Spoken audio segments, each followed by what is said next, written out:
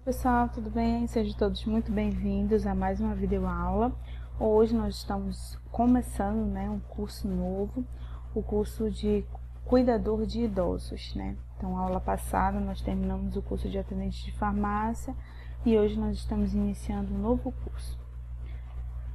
Esse curso ele vai ser montado em 6 módulos, tá?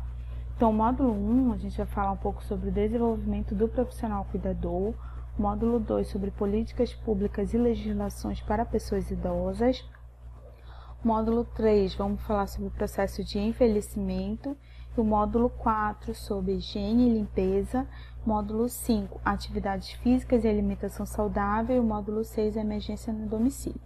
Eu vou disponibilizar para vocês já a estrutura curricular desse curso, os tópicos que vão ser estudados em cada módulo desse, assim como as datas que vão ocorrer essas aulas, tá? Então, já está um documento separado que eu disponibilizei para vocês. Então, hoje nós vamos falar sobre o módulo 1. Esse módulo ele tem apenas uma aula, então é a aula 1 do módulo 1. Nesse módulo, vamos falar sobre o desenvolvimento do profissional cuidador. Para iniciar essa aula, vamos primeiro falar sobre o cuidado. O cuidado significa atenção, precaução, cautela, dedicação, carinho e encargo e responsabilidade, Porque cuidar é servir. Então, tenham em mente que cuidar de uma outra pessoa é você servir aquela outra pessoa. Cuidar é também perceber a outra pessoa, perceber no sentido de sentimentos, emoções e opiniões. Você vai estar cuidando de uma outra pessoa e aquela outra pessoa ela tem pensamentos, tem opiniões diferentes da sua, Então, prestar o cuidado de forma individualizada, ou seja, a gente sempre falou, assim como no atendimento, lá no atendente de farmácia, que o atendimento e o cuidado ele tem que ser de forma individualizada, direcionada e específica para aquela pessoa, levando sempre em consideração as particularidades, necessidades da pessoa ser cuidada. Então, o cuidado ele deve ir muito além do que um cuidado físico, Tem que se levar em consideração as questões emocionais, os sentimentos daquela pessoa, as opiniões, a história de vida, Então, você tem que tratar aquela pessoa como realmente uma pessoa dotada de sentimentos únicos. Então, cuidar não é fazer pelo outro, tá? Isso é uma coisa que a gente sempre tem que ter em mente. Que o fato de eu cuidar daquela pessoa não significa que eu vou fazer tudo para ela. E sim ajudar quando ela necessita, mas sempre estimulando para ela conquistar a sua autonomia. Nós vamos falar ainda mais isso ao longo do curso. Esse processo de cuidado, ele já vem diferenciando muito. Antigamente as pessoas achavam que cuidado era você fazer absolutamente tudo para aquela pessoa, e não é assim. É você tratar a pessoa como um ser humano. Esse é o processo que a gente chama de humanização, tratamento humanizado, tá? E aí a gente tem o autocuidado. Autocuidado significa cuidar de si próprio, certo? Então, você vai cuidar de você mesmo e também estimular para que a pessoa cuidada aprenda também a cuidar de si mesmo, certo? Então, são as atitudes e comportamentos para o seu próprio benefício. O autocuidado, representa a essência da existência humana, O autocuidado não se refere somente àquilo que a pessoa a ser cuidada pode fazer por si. Ela refere-se também aos cuidados que o cuidador deve ter consigo com a finalidade de preservar a saúde, a memória, a qualidade de vida. Então, a gente já muito se fala, sobre autocuidado, sobre cuidar de si mesmo, sobre amar, cuidar do corpo, da mente, amar a si próprio. Então, isso também é autocuidado. Nesse cenário, a gente tem o cuidador. O cuidador é o ser humano, que tem qualidades especiais, expressa pelo forte traço de amor e humanidade, tá? Então, lembra que a gente falou lá no início do curso de atendente que a principal característica do atendente é que ele tem que servir, gostar de servir e amar ao próximo. Aqui é a mesma coisa. Então, tem que ter solidariedade, doação, compreensão, tá? O cuidador é a pessoa da família ou da comunidade, tá? Ou um profissional, tá? Porque também tem uma pessoa da família que é eleita como cuidador daquela pessoa que necessita de cuidado. Então, essa pessoa, ela presta cuidados a outra de qualquer idade que esteja necessitando de cuidado. Nesta perspectiva mais ampla do cuidado, o papel do cuidador ultrapassa o simples acompanhamento das atividades, né? Se trata de uma tarefa nobre, porém complexa. Por que complexa? Porque, como eu falei, a gente está falando de uma outra pessoa. E aqui no caso desse curso, a gente está falando de uma pessoa idosa, né? Tem vários tipos de limitações. Então, quais são as tarefas que fazem parte da rotina de um cuidador?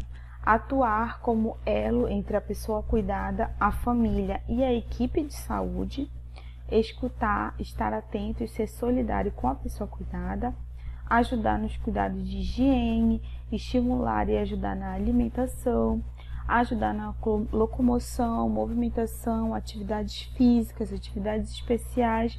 A gente vai ver tudo isso ao longo do curso.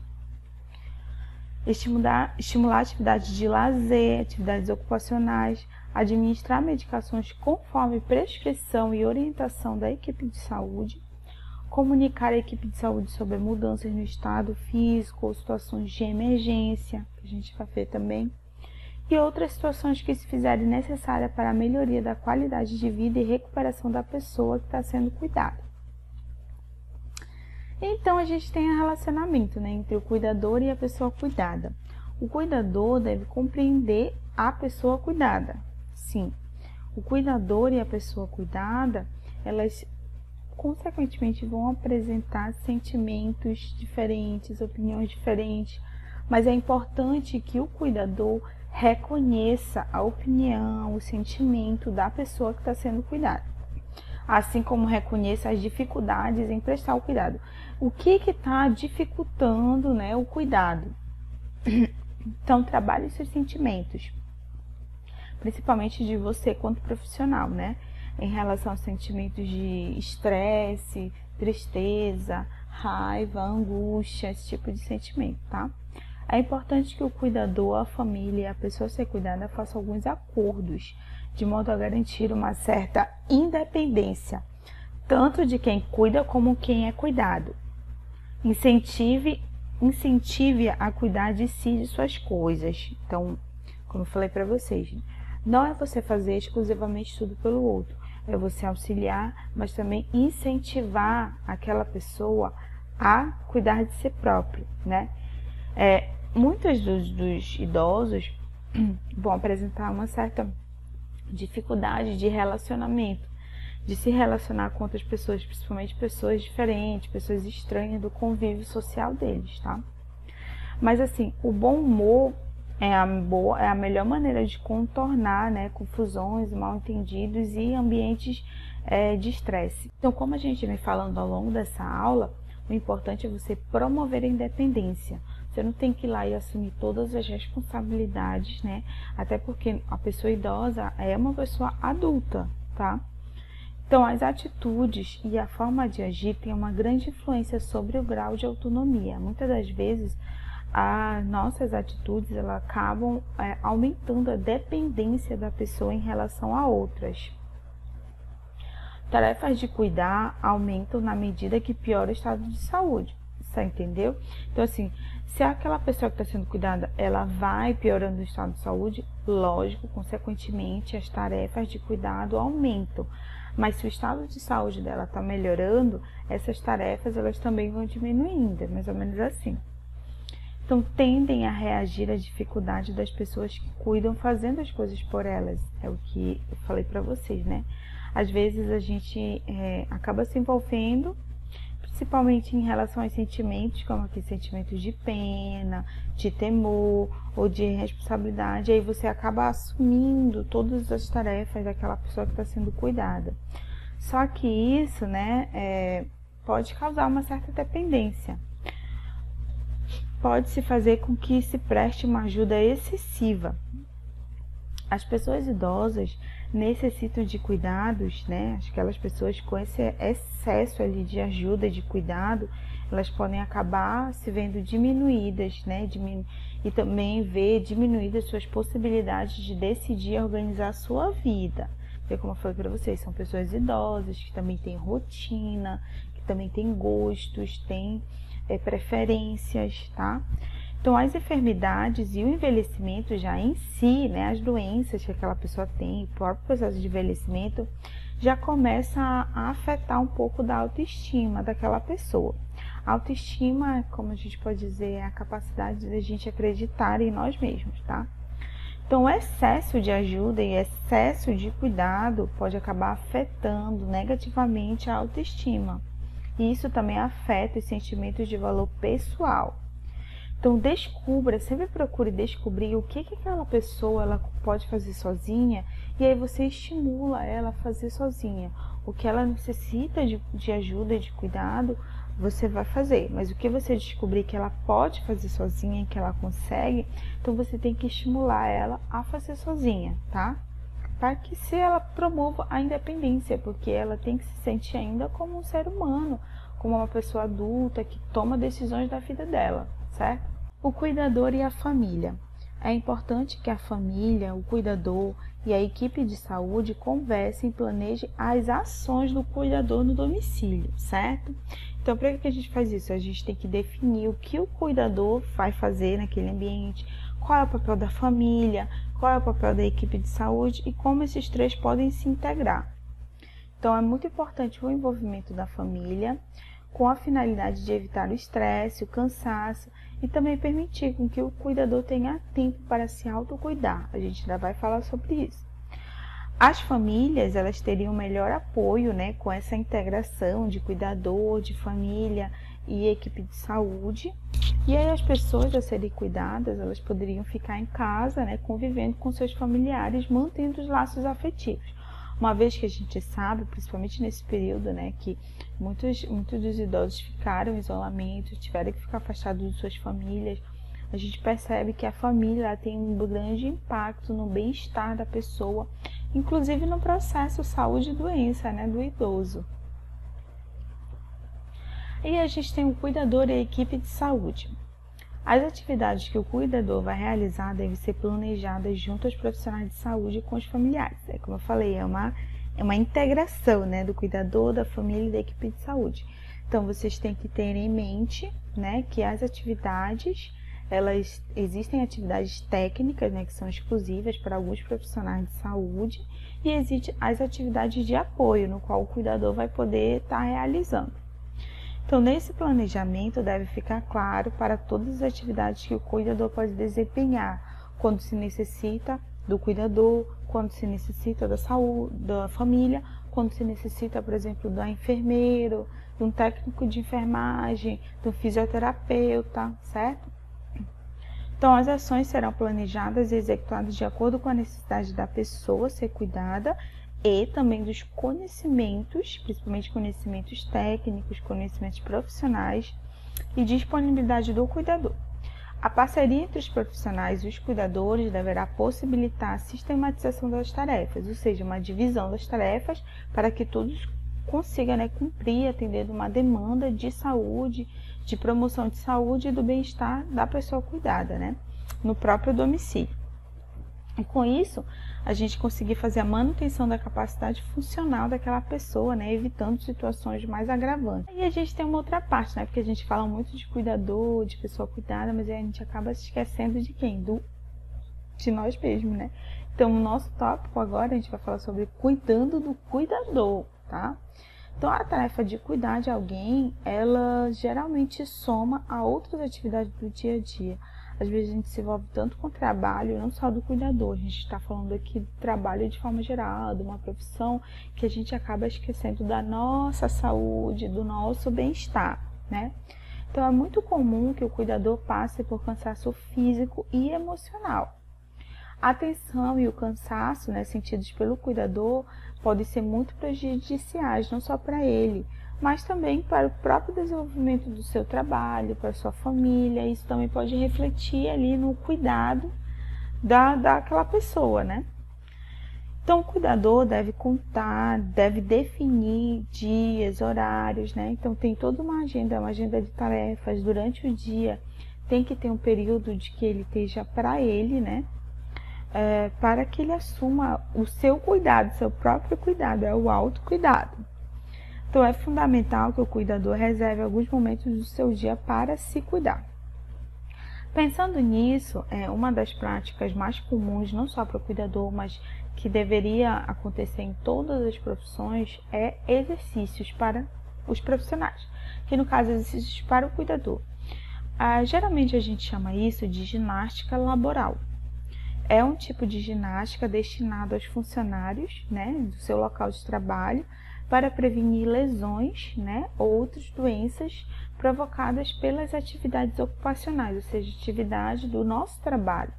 Então, a ginástica laboral, ela vem para trabalhar o nosso corpo e a nossa mente, e você trabalhar através de exercícios físicos do seu corpo para aguentar aquela rotina, né, aquela rotina de trabalho diária. Então, a gente tem pequenos exercícios que são indicados para qualquer pessoa, para todas as pessoas que trabalham, por exemplo, a região das costas, como a gente vê aqui, ó, essa pessoa, né, fazendo esse movimento, o pescoço, certo? Os ombros, os braços, também tem as mãos, as pernas, certo? Então, assim, eu coloquei bem descritas algumas dessas atividades na apostila, mas eu vou deixar para vocês um vídeo, que inclusive o link está aqui, mas eu vou disponibilizar para vocês esse vídeo, no qual a profissional, ela ensina, né, como que faz esses exercícios que são diários, esses exercícios da ginástica laboral, tá? E a gente tem um processo de comunicação, né? A gente já falou muito sobre comunicação lá no curso de atendente de farmácia. A gente falou sobre o que era comunicação, os elementos da comunicação. Então, a gente viu que é a transferência de informações, né? Onde a gente tem, por exemplo, o emissor, a gente tem o receptor e a gente tem a mensagem, né?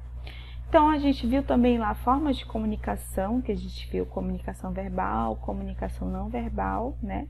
Então, essas são as principais formas, a gente está revendo, no caso, essa parte. Falas, gestos, sinais, desenhos, escritas, olhares, toques, expressão facial, linguagem corporal, certo? E como que a gente faz para auxiliar na comunicação, principalmente em relação à pessoa idosa? Primeiro, use frases curtas e objetivas. Evite tratá-las como criança, utilizando termos inapropriados, principalmente termos diminutivos, certo?